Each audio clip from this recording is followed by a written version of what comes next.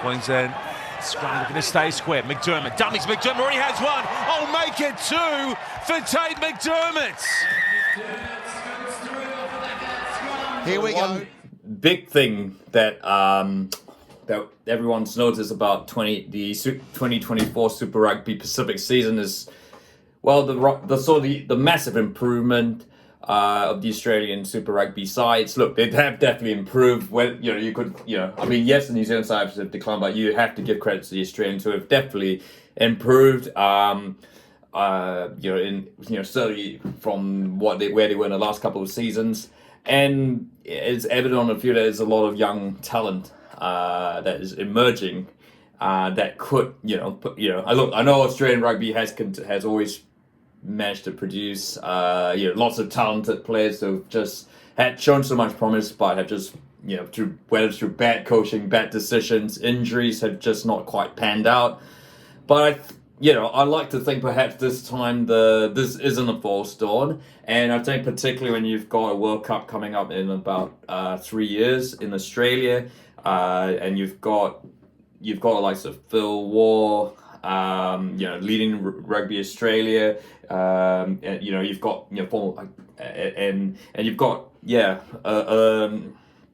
you've got a sea change of coaches and through the administration. You'd like to think perhaps we are finally seeing some of the best young shoots, and that maybe Australian rugby is on its way back.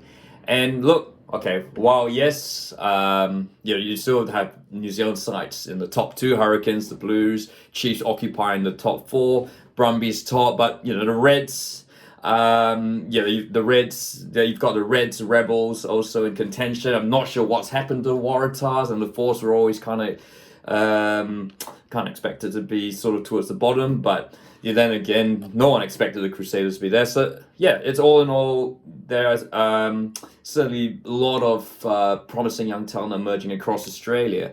And there's a couple of players I'd sort of like to mention that could be the head, could be leading this hot.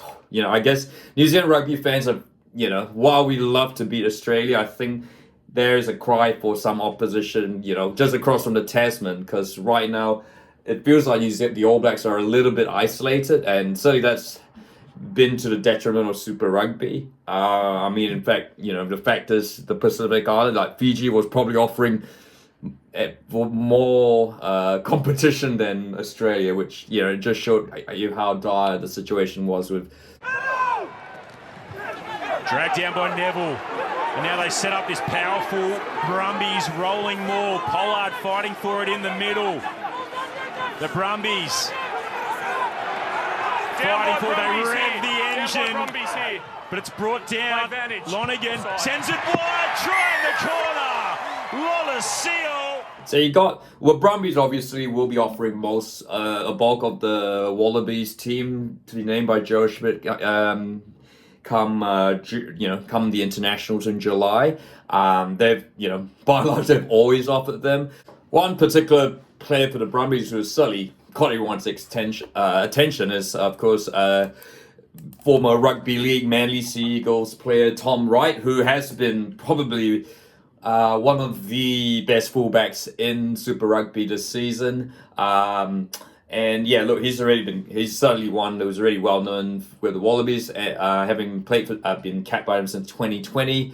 And he's shown some incredible, really good form, from playing the fullback position for the Brumbies, caught the eye of some tries, and so he helped create some. And the Brumbies, I guess, they've always, in the last couple, in recent times, they've sort of been known as a really forward-driven team. I mean, you've got a couple, you've got the likes of Nick Frost, Tom Herbert, Alan Alatoa, and James Libb, who has been in the Wallabies for a while. We've got Rob Valentini, who will be should be on the blind side for the Wallabies, or number 8.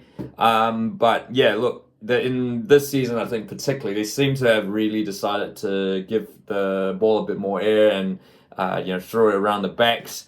And Tom Wright certainly has been instrumental in making sure that in igniting that Brumbies backline. Also with the help, speaking of which nicely segues to first five Noah Lolesio, who still very young, of course. He's of mixed Samoan Niuean descent. He's only 24, so he's got plenty of time to develop. He was born in Auckland, raised in Southport in Queen. That's near the Gold Coast. Can play. He also can play centre. His goal kicking's been really superb in Super Rugby.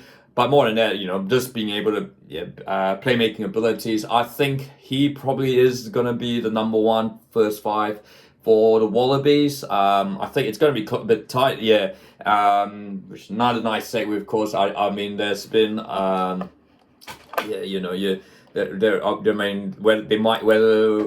Jo Schmidt picks, the experienced James O'Connor. There's, there's Lynott, and then there's Carter Gordon at Rebels, who's also played really well. Feels like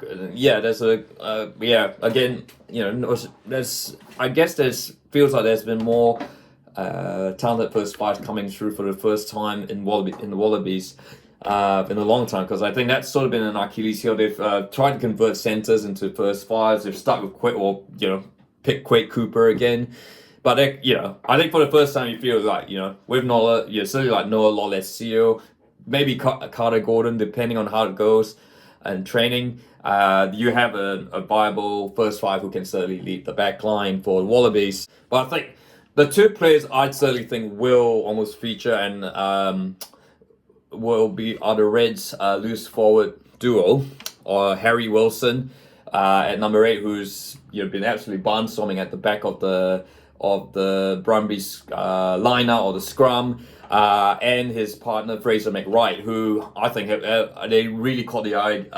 They have really caught the eye during the Super Rugby season, particularly against the Crusaders in Christchurch, which when you're taking on the likes of Tom Christie, Quinton Strange, and All Black loose forwards, or soon to be loose forwards, they certainly stamped their dominance over them, and I would expect them to. I think it could very well be McWright and Harry Wilson joining Rob Valentini at the back. A lot to look forward to. McWright's really superb at the breakdowns, but also really good, very quick with the ball. Really able, he's either there picking out the passes or being able to offload to another player out space. He is certainly someone who is definitely worth watching. I mean, Australia's always produced some really good number 7s or open side flankers. Just like New Zealand, I guess it's just the style of culture. And I think with McWright and Wilson, I think I'm looking. I wouldn't be surprised if it was a Valentini McWright Wilson back row for the Wallabies. So those are a couple of players as we head towards the international season and the Super Rugby season really reaches its climax. We talk a bit more. I mean, there are certainly a lot more Wallabies players. I mean, you've got your Tim Ryans, plenty of players to talk about. But it's just the start of a renaissance, hopefully, for the Wallabies. Could Jo Schmidt possibly be the answer to finally wresting that Bledisloe Cup after 21 long years, and perhaps trying reigniting rugby union in Australia at last? I'd like to hear thoughts, or is it just another false start and New Zealand rugby really is in a low ebb? I'd like to hear thoughts. Can Jo Schmidt turn us around? If you like this video, feel free to like, and don't forget to subscribe.